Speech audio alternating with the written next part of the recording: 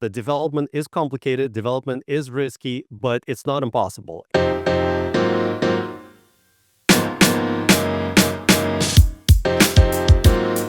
Hello, and welcome to Mornings with Joel, commercial real estate podcast, where we focus on rising stars and established players in commercial real estate and talk to them about how they are building legacies in today's marketplace. Good morning. Welcome all to the Mornings with Joel CRE podcast. We're happy to have you with us today. Today we have a special guest, Eugene Gershman, who will be talking to us from the GIS Corporation, and we look forward to hearing what he's doing out there in the Pacific Northwest, out in the Seattle market, and we're excited to hear about his business model and what's going on. So Eugene, happy to have you with us today. Welcome to the show.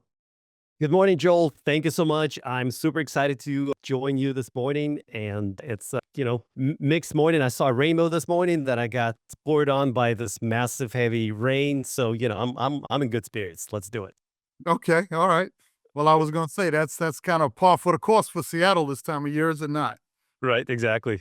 So it should all be expected. Yeah. Well, I got to say this, and this is totally off subject, but my first trip to Seattle was in January. And man, I was like, this is a horrible place. I mean, it was sleeting and snowing and wet and cold. And oh man, it was dreary every day. It was horrible. You got lucky with the snow too. Yeah. So, but I gave it a second chance, and I've been back in Seattle many times, and especially in the spring and summer, it's beautiful. So, That's right. Well, especially between July and September, that's really the only time. And I don't know what people do the other time of the year. It's just like it's great, but yeah. it rarely snows, so that's why I'm here. I don't like the snow. So Yeah, so I guess that was one of those rare opportunities or rare situations when that happened. So, but anyway, good to have you today. And I know it's a little early on the West Coast, but we try to accommodate everyone, so we appreciate you being here. So, just tell us a little bit about your background. I know you've been in the real estate space for quite some time, and so just give us a little background. Like I said, we always like to know, why we selected you to be on the list. We get a lot of requests to be on the show, and we selected you, and so tell us our audience a little bit as to why you think that might be.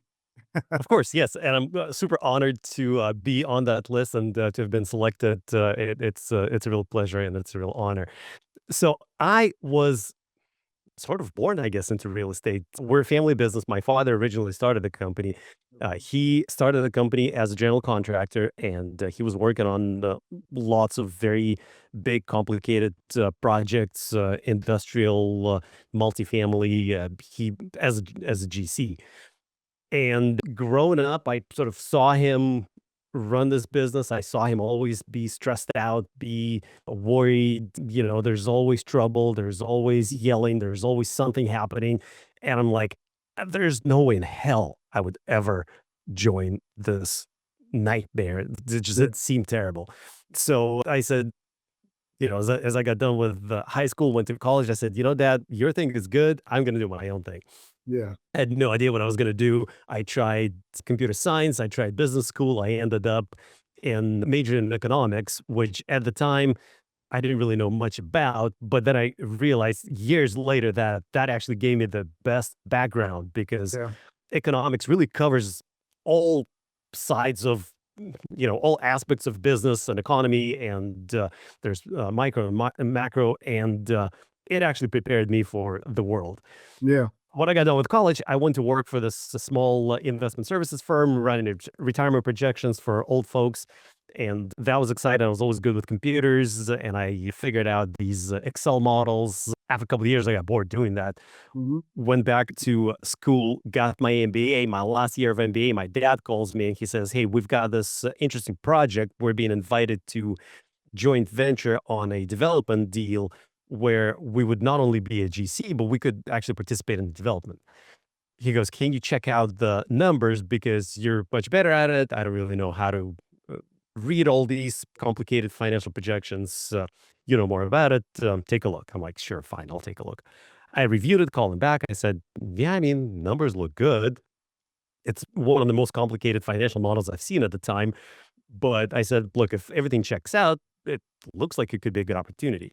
He goes, "All right, well, that's good, but I'm going to this meeting with potential partners. Do you mind joining me? Since you've seen the numbers, you could maybe help me with questions and, Yeah. just participate in the conversation." I said, "Sure, I'll join." So I joined the meeting. A couple of months, well, weeks went by, more questions back and forth, more meetings, more revised projections. A couple months down the road, he goes, "Well, I guess we're doing it. Let's join this partnership, and we're going to need to set up a new office for our company because I'm going to have to hire a bunch of people. I wish I could have somebody that I could trust." And I'm like, "Okay, fine." Little hint there, huh? Right. And so that's how I joined the family business, the construction company. Eventually, that project actually never happened, but the partners were never able to solve. It was a complicated deal, but I joined the family business. I started helping out by reviewing mostly financial operations, accounting, legal. I sat in all meetings. I started to understand what different departments of the construction company do. And then during the one of the first slowdowns that I've experienced in the company, we didn't really have a lot of pipeline, and we said, "Well, why don't we create our own pipeline?" So we started buying properties Mhm. to develop so that our construction company could build it. And that was how we became real estate developers.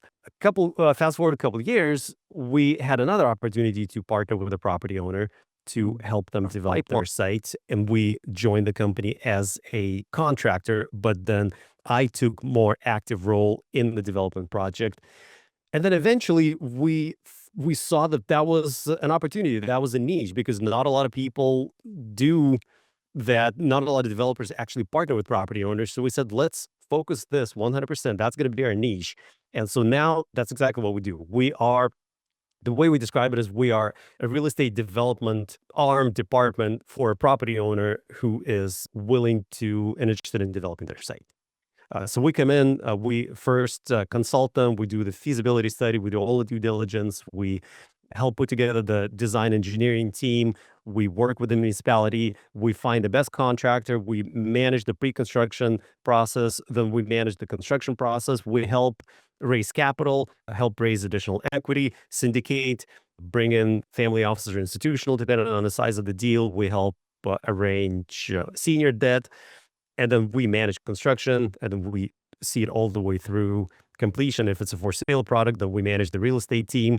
We manage the marketing process during construction to prepare it for the eventual sale. Or if it's a rental product, then we start the pre-leasing, we start the early marketing to make the community know that we're bringing this product to the market. Online. Yep. Exactly. And then we oversee refinance and eventual liquidation or, whatever the exit strategy is. Every deal is different. So that really became a niche, and that's what we focus on full time. We have since shut down our construction company and focused 100% on development and partnering with owners. We initially act sort of like a consultant by guiding them through the process. Then once the project is financed and or financially engineered, I should say, we actually take an equity position in the deal Mhm. and see it all the way through. So we truly become Gotcha. partners, joint venture partners. Okay. All right. Understood. Makes sense. It's kind of ironic you said that you would never get into real estate, and here you are. I said I'd never get in It- construction. oh, in the construction. Okay. All right. Gotcha. Oh, but yeah, it's a different animal, dealing with that construction day in and day out. So I get it. Interesting that you mentioned about shutting it down though.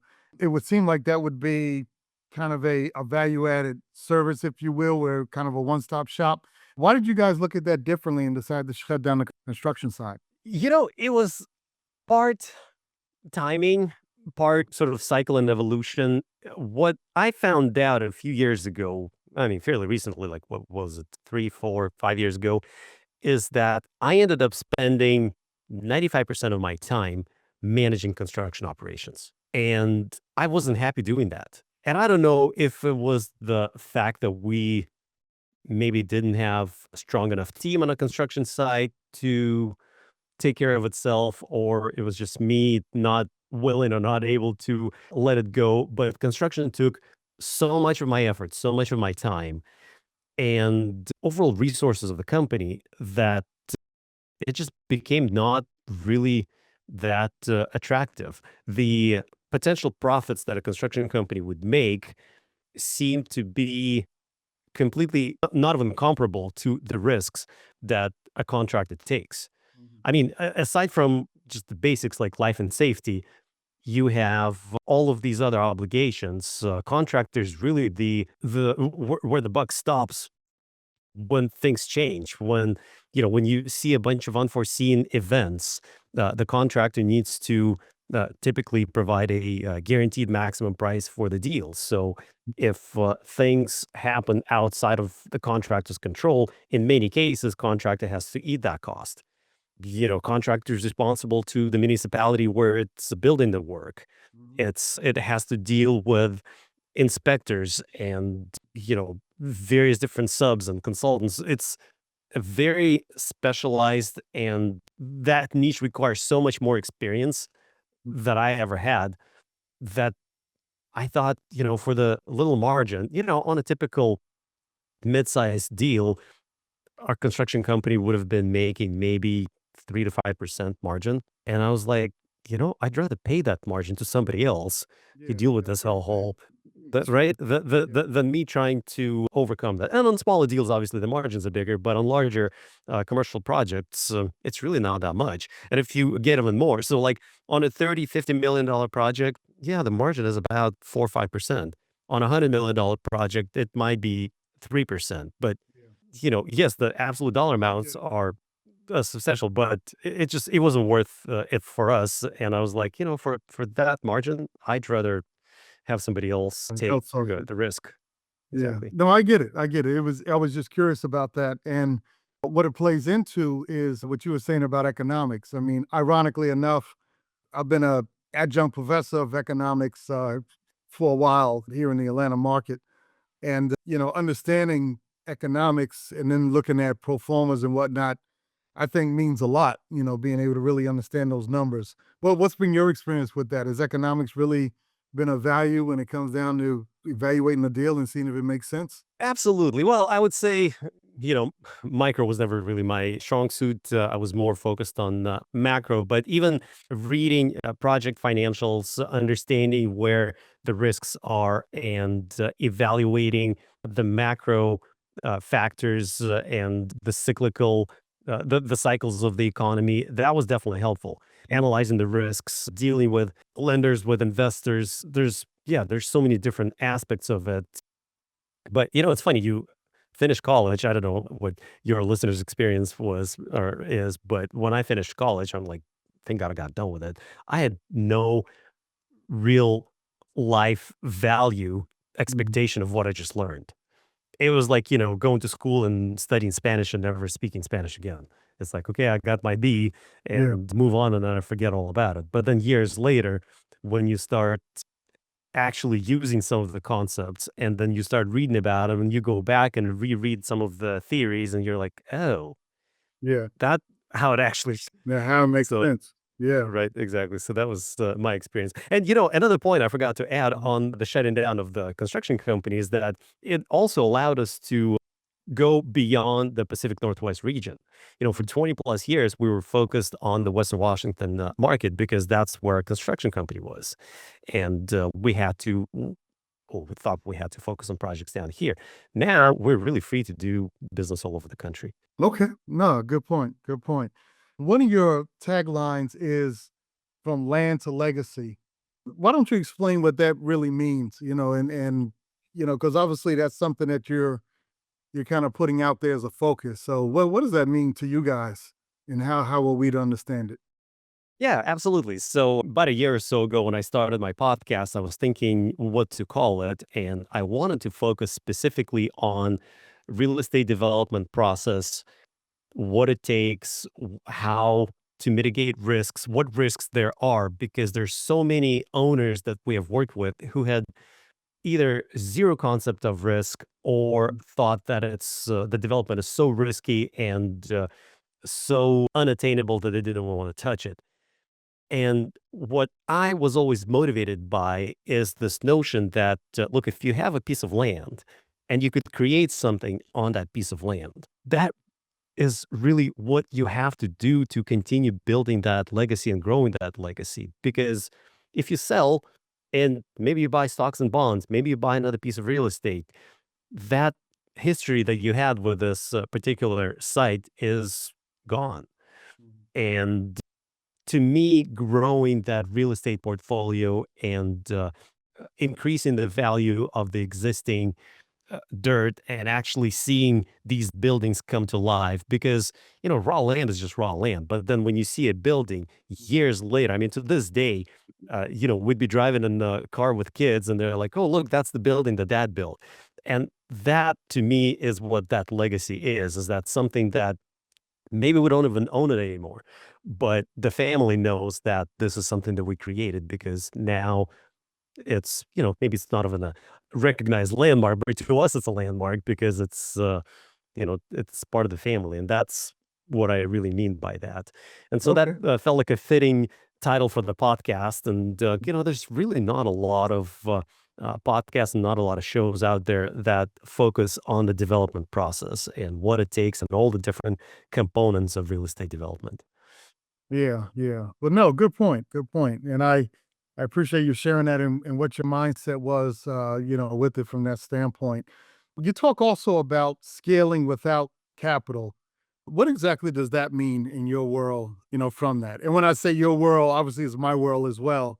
So I understand it, but for our audience, what exactly do you mean by that when you say scaling without outside capital? So when we started developing, we started buying properties, and our mindset was that in order to get something developed, we need to have the cash to acquire the land, to take it through entitlements, to have our 25 to 35% equity in the deal before we can go out and borrow the money from the bank.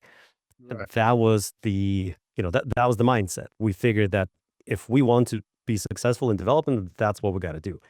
Well, what ended up happening is that obviously we have finite resources and we could only do maybe one project, maybe two smaller projects per year. But there was really no way to grow the business, to grow the company, and actually make an impact on the environment, on the neighborhoods where we lived. Mhm. So when we shifted focus and said we have to work with existing property owners, because there's so many opportunities and there's so many people that have the land. Maybe they inherited it. Maybe they bought an old house where they grew up and now they moved out and the house is really not, market ready anymore. There's so many teardowns here in urban areas that we're seeing. Or highest and best use at that point in time. Exactly, exactly. Then the areas get rezoned. Maybe there was a piece of land with a little strip mall and now it's rezoned and now you could build an apartment building, 5 to 7 stories high. So that's when we said there's a ton of opportunity that we could offer to these landowners. And we could show them that because they already have the land, they are already 1 foot into growing that growing that asset and increasing the value of that asset.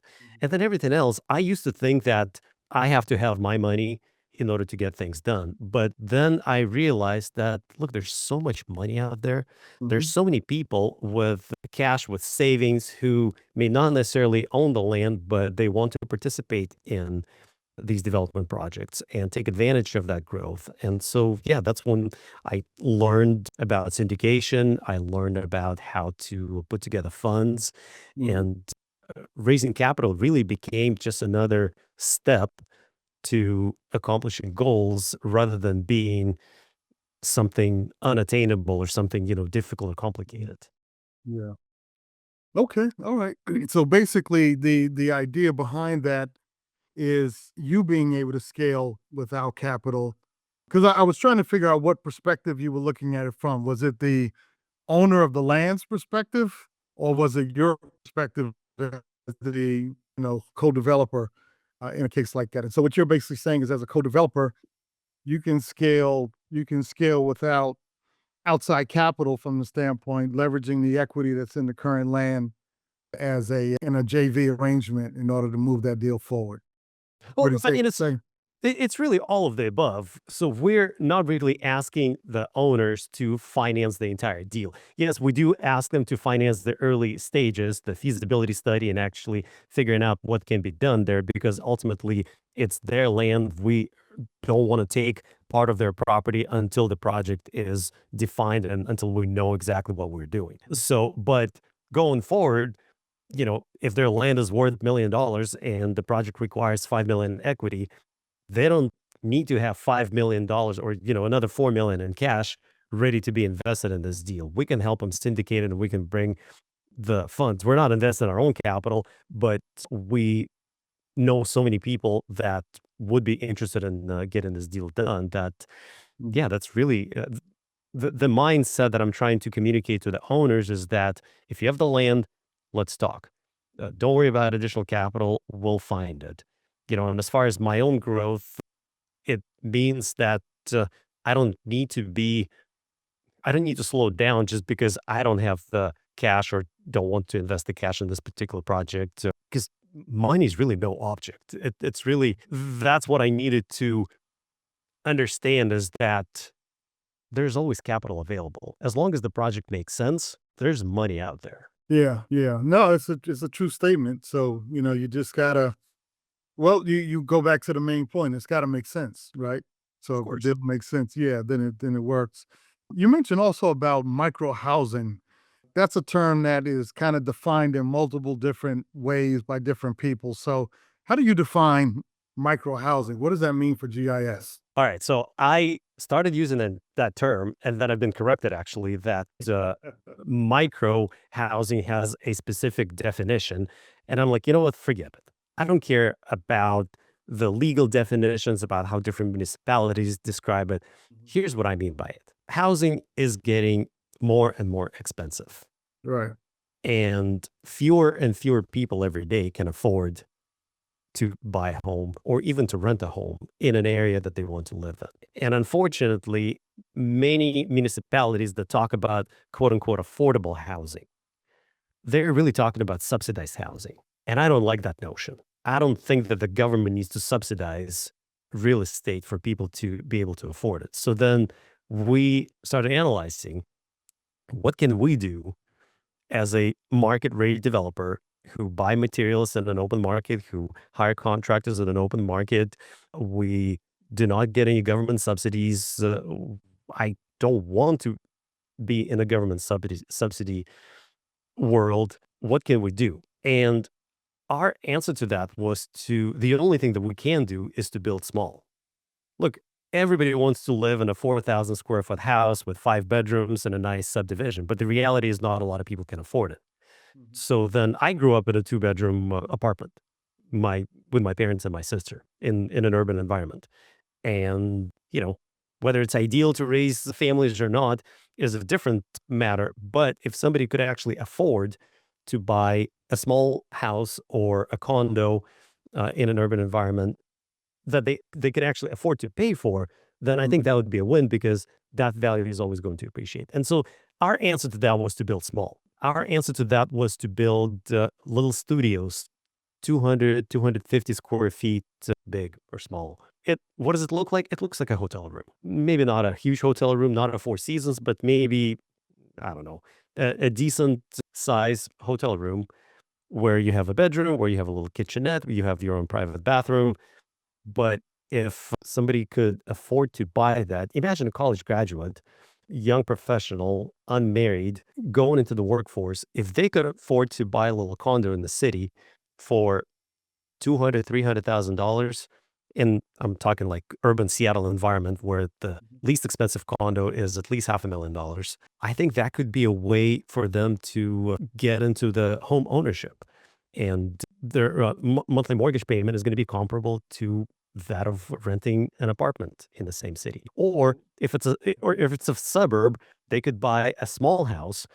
Maybe it's not a 4,000 square foot, 4 or 5 bedroom. Maybe it's a 800 square foot house with 2 bedrooms, but still for that same price point that they could actually get it.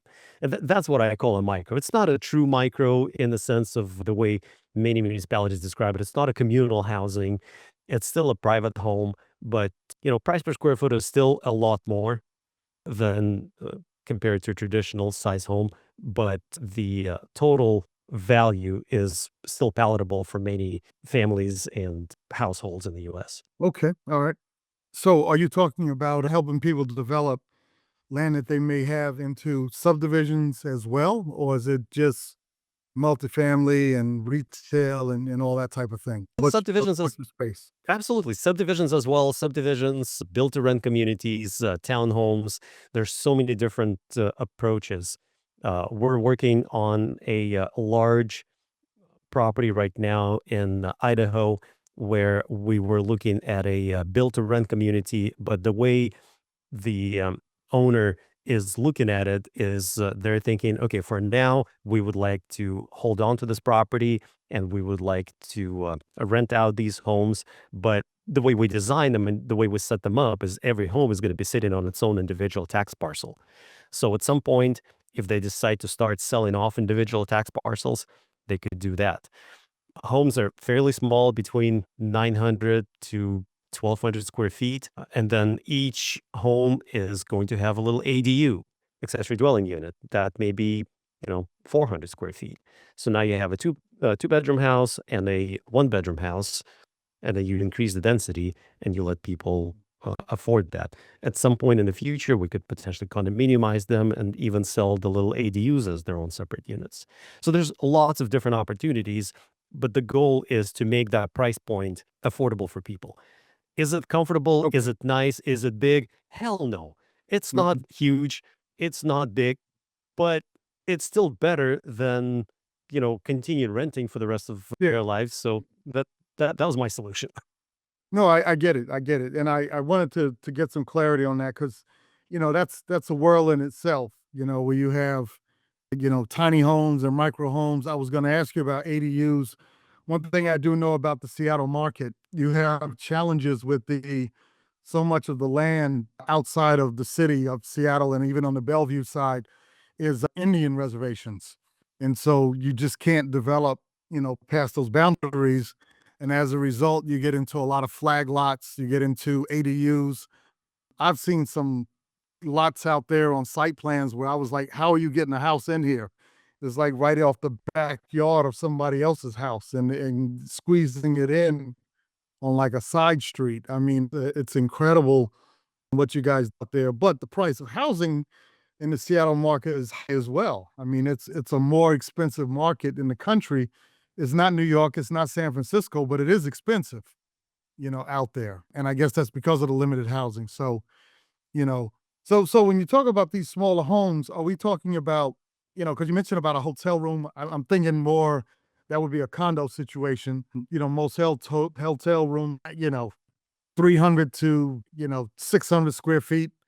Let's say I've seen some smaller, I've seen bigger, and then these units that you're talking about, roughly, I'm assuming that they're what you just described, probably about 800 to 1,200 square feet.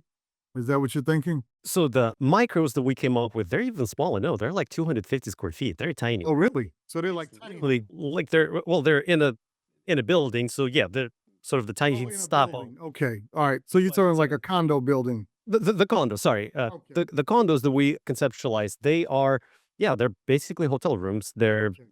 it's just a bed, a tiny little kitchenette. You don't need big cooktop and oven. Nobody's going to be cooking Right. Thanksgiving turkey in there, but yeah, it's in an urban environment. It's in a walking distance. And, I'm thinking here in Seattle, you've got Amazon towers scattered across downtown Seattle and downtown Bellevue.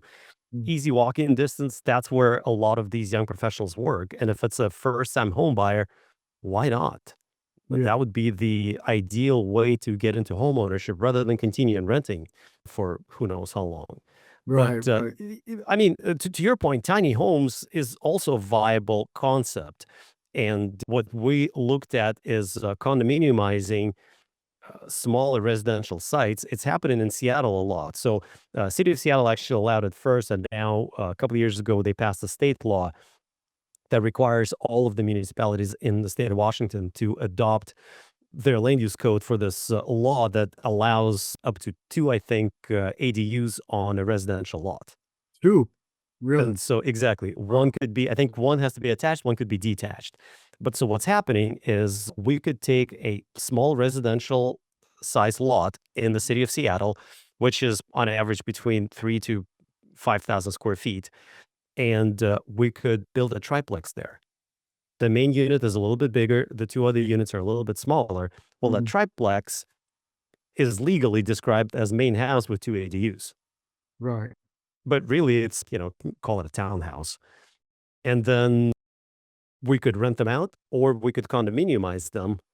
And without going through the subdivision, we could condominiumize them. And now you have a 3-unit condominium. And now you can sell each individual unit as, its own condo. Right, right. All right. Well, sounds good. We're moving up on our time here. So I wanted to mention, Joe Omar, or you guessed, if you want to put some questions in the chat, we want to go ahead and start taking those now. And while you're doing that, we're going to make a quick pause for our sponsor. The Morning for Joe CRE podcast is sponsored by ImpactMask.com. That's M as in Mary, ImpactMask.com. The world's most breathable mask that has 99% efficacy, which is higher than an N95 mask, and it won't fog your glasses. Check out the science behind these incredible masks at ImpactMask.com. But yeah, I appreciate what you're sharing there, because one thing I found is that Seattle and what they're doing with their real estate market can actually be a template for other parts of the country where you have a lot of restrictions as it relates to development. I grew up in New York City, for an example, and because of the boundaries, you naturally go up. That's just what you have to do. And so in Seattle, you don't necessarily have, well, you do, because again, you have the lakes and you have the reservation. So you're kind of squeezed in. Now, the other thing you can do is you can stretch out to areas like Bothell and Eugene and areas like that, but then your commute gets so far that it becomes a little difficult. So that's a little bit of a problem. But it's interesting what's happening out there, and how that all comes together. I did want to talk to you a little bit about the two other things that I think is very important. At one point, you guys were also, from what I understand, looking at adaptive reuse. And it seems like you would run into that if you're looking at infill markets and you're looking at maybe office buildings that are being converted to these smaller housing units. Talk to me a little bit about that, and what you're seeing in the marketplace as it relates to adaptive reuse. I see so many people talk about it, and I see a lot of architects talk about it, but I have never seen an office to residence conversion that actually made financial sense. We've tried it a Getting a couple little times. freezing on my side. I don't know whether it's me or you. I I'll can sit here do for a one. second, see if you come back. How about now? Okay. I what? All right. Yeah, you're good now. I can hear you. Okay, sorry about that. Yeah, so what I was saying is that I haven't seen office to residential conversion that actually made sense, made financial sense. The idea being is that all of these offices are sitting empty and we have to figure out how to convert them into residences. But the reality is office buildings were not built for people to live there. Usually good office spaces have large floor plates. And when you start cutting them up into residential units, you end up with units with no windows. So that doesn't work.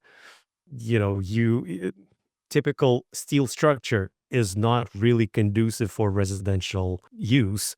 Deflection, noise, it's not something that's comfortable. So you end up spending so much money retrofitting that structure to something new. You basically build a new building. So what are you saving? You're potentially saving some structural cost. You are saving some, foundation. You're saving some excavation, civil work, but not even that much because now your water and the sewer requirements grow. Your HVAC is completely different. Your windows, in many cases, need to be redone because residents require operable windows. Most offices don't have operable windows. So you end up spending so much time and so much money into it that it doesn't work. What we actually conceptualized, we didn't have a chance to work on a project like that. But what we conceptualized is it would be really cool if large employers allocated some of their office space for a temporary residential conversion. And what Mhm. that would do is that would allow them to bring in their remote workers for a short period of time, maybe, 3 days a month. to stay at the office. They would provide them this temporary residence. It doesn't even need to have windows. It's really a place for them to sleep. But they get to collaborate with their coworkers. They get to spend time with their coworkers. They get to discuss things in person and keep maintaining that company morale and company spirit, but then go off and continue working from home wherever they live. And I thought that would be a cool concept, but so I've been talking about it for some time. If there are any employers out there who think there's a use in this concept, I would love to continue that Okay. conversation. So you're talking about some type of shared housing or communal housing to some sort, some degree? It's basically, yeah, I mean, the way to look at it is like a little hotel room inside an office. So, allocate maybe half the floor and Mm. put 20 little hotel rooms there where you can accommodate people temporarily. They come in, they hang out, they spend 3 or 4 days, and then they go on, and the place gets cleaned and ready for new people. Okay. All right. Appreciate that. I did have a couple of questions came in. What is the sweet spot for size of investment, like minimums and maximum? So, what range are you generally looking to raise dollar wise, for your project? So, yeah, so our projects range in size from about 5 million to anywhere in the 50 to $100 million range. Typically, it depends on the timing of the project and the type of the fund that we're raising for. So, in some cases, we're raising for what we call a GP fund. It's early seed capital, if you will. It's the investments that are coming in before construction is ready to go on. So that's early investments. And typically that's about 10 to 15% of the total project value. And then we have LP fund, which is, and when I say fund, we all of our projects are all of our deals are project specific. They're not blind funds. But LP fund is when investors come in right before construction loan is ready to be taken out and permits are about to be issued and the schedule is known. And so, and that's about, 25% of 25% of the capital stack. And as far as individual investments, I mean, typically our legal minimum is 50,000. Our typical investors put in, on average, a couple 100,000. We have some that write $1 million or $2 million checks, but it's really all flexible. Okay. All right. Sounds good. And is there a property type preference and a geographical preference? Excuse me. No, ever since we shut down our construction company, we really became open to working on deals anywhere in the country. I was just recently looking at a deal in Juneau, Alaska, and we're looking at deals in California. We have a project in Idaho. We were looking at a deal in New Mexico, a few deals in Texas, a few inquiries came in from Florida. So really all over the country. So geography really doesn't matter. And sorry, what was the other thing? Property type preference for property type. Property type, that's right. So what I know is where people live. We've done single family, we've done subdivisions, townhomes, we've done built to rent, built to sell, apartments, condominiums, mid-rise. We have gone through early design and permitting stages for a high-rise project. I never actually gone full cycle with the high-rise, but I know a little bit about hospitality. Frankly, didn't, again, do full cycle on hospitality, but the way I describe it is if people live there, then I would look at the project. All right. So that's a simple answer. Where the demographics and all that makes sense. So That's right. right, sounds good. So I'm gonna end on this question as it relates to market headwinds. What headwinds, if any, are you seeing right now? And as it relates to, let's say, the Pacific Northwest, just because that is the market that you're based in, what kind of headwinds, if any, are you seeing right now in the marketplace? So it has been very difficult to get multifamily projects to pencil, and frankly, even single family. A lot of for sale real estate, houses, condos are in a standstill. Nothing really sells. Well, not a lot of things sell. Things that are inexpensive still Mm. move. Things that are getting to that, what I call quote unquote expensive level, we're struggling to sell them.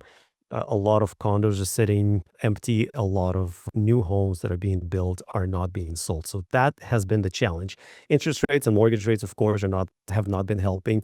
It's been expensive for people to afford them, and it's been difficult to get people to move homes because a lot of homeowners are locked into those low mortgage rates. So nobody's motivated to sell that and move into a new place. So that's been the challenge. As far as, and then construction costs continue rising. Yeah. We have this crazy inflation. And even though inflation seems to be under control, the construction costs are still rising. Labor is still unpredictable. Union labor is not really affected. Non-union, there's some rumors that with immigration raids, non-union labor is becoming more expensive. I haven't really seen that. I have seen subcontractor profits being squeezed because subs are looking for a job and they are willing to take projects, even if it means not making any money, just to be able to stay in business. So, but materials are still going up in price. You don't have unions though in Seattle, I don't think. Do you? I would do, yeah, I mean, construction labor unions for sure. Oh, All of the large projects are all or basically unionized. labor. Yeah. Okay, okay. Yeah. I'm sorry, go So, ahead. I was just curious but about that. It's but yeah, something that was in my world where I grew up, so that's why I was asking. Yeah. right. Yeah, and I mean, we always compare the non-union versus union labor rates, but in the last few years, when construction became so expensive and there was so much demand for construction, non-union labor became just as expensive as union. Now, because union rates have been negotiated and they're stable, non-union is becoming less expensive because those guys are still looking for work and they're willing to take less pay. But as far as headwinds, as far as what's happening in the future, obviously we've seen interest rates go down a little bit. They will likely continue to compress. We're seeing huge layoffs, especially in the tech sector. And, Seattle is so much tech Yeah. dependent. That recent 33,000 layoff that Amazon announced is huge for this region. So it's going to be interesting to see what's going to happen. If you asked me 6 months ago, I would have said, I think that we're at the bottom and I see at least another 5-year growth cycle. Today, I think I'm pushing my forecast back a little bit. I think the next 6 to 9 months are going to be slow and difficult. Beyond that, I do still see another growth cycle coming up. I do think that that growth cycle is probably going to be no more than 5 to 6 years long. And then in early 2030s, I believe that we're going to see a massive decline and a big recession coming in, not just in the United States, but in many developed countries around the world, primarily triggered by aging population and growing debt around the country, government debt and private debt. And so, from the developer standpoint, an average commercial project takes 3 to 5 years to get done. So, what I'm telling people is, look, today is the time to get started. If we start today, we're going to get this project delivered in the next 4 to 5 years, and that's the perfect window to exit out before the next slowdown. Gotcha. Gotcha. All right, appreciate that. So let's see. I think there was one other question that came in. Where does GIS fit in the stack and expected yields? So I know you mentioned LP and GP. That sounded more of just giving a definition as opposed to specifically where you guys sit in the stack. But you tell me. I mean, I'll let you answer the question. I don't want to answer it for you. Where do you guys fit in the stack, and what kind of expected yields are you targeting? Yeah. So, as far as yields in general, what I'm telling my property owners is that my goal is for them to at least double their investment by the time the project is done. What I'm telling investors, passive investors that are coming into our deal, is that my minimum for them is to double their investment. So, 2 times equity multiple. I really don't like looking at IRRs because development cycles are so different, especially if you're coming in early in a GP bucket, then it's hard for me to predict the timeline. But where, so that's why, I don't like talking about IRRs. But yeah, in general, it's 2 to 3 times the return is what we're expecting for property owners and GP investors.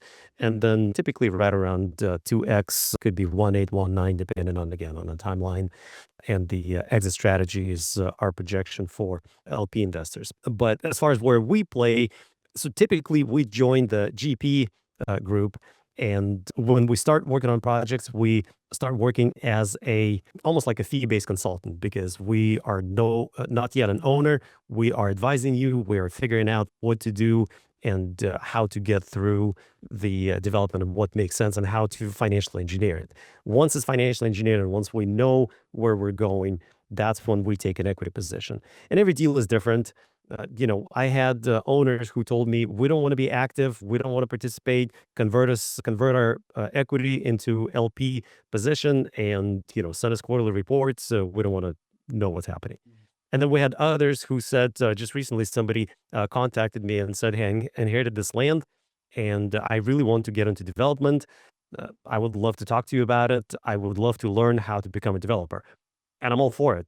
Please sit in meetings with me. Let's go through it. I'm happy to provide education and tell you how to run the project. Okay, all right. Well, that sounds good. So it sounds like pretty much coming in as co-GP and then raising the LP on the deal Yeah, in a for the simplified most way. Yeah. part. Yeah, yeah, absolutely. So, all right. Well, that sounds good. Well, Eugene, I certainly appreciate it. Are there any final comments for our guest today that you would like to share with the audience? Yeah, I guess the final comment is to remember that development is complicated, development is risky, but it's not impossible. And if you have experience, if you know what you're doing, and if you know what questions to ask, there's always way to overcome that. And that's my goal, is to bridge that gap between impossibly difficult and super easy. It's not super easy. You could lose a ton of money if you don't know what you're doing. But Mhm. ask questions. I don't say call me immediately or work with me, but talk to somebody you trust. Talk to somebody who would give you an unbiased advice and guide you through the project. Okay, all right. Well, certainly appreciate that. That's been good information. And Eugene, we certainly appreciate having you today and giving us that backdrop and helping people to understand, you don't have to just sell your land. You can actually develop it in unison with a developer and everybody benefit from it. So I think that's a good thing to mention. And there is a lot of inherited land that's out there that people can benefit from. So we certainly appreciate it. And let me close out the show. Sit tight for a second. I want to go over one other thing with you offline, but we certainly appreciate having you today and we thank you so much for it. And so, for everyone that's been with us today, thank you again, as always, for listening to the Mornings with Joel CRE podcast. We look forward to being with you next week as well. And thank you so much for your time and attention and for being here today with us. Have a great afternoon.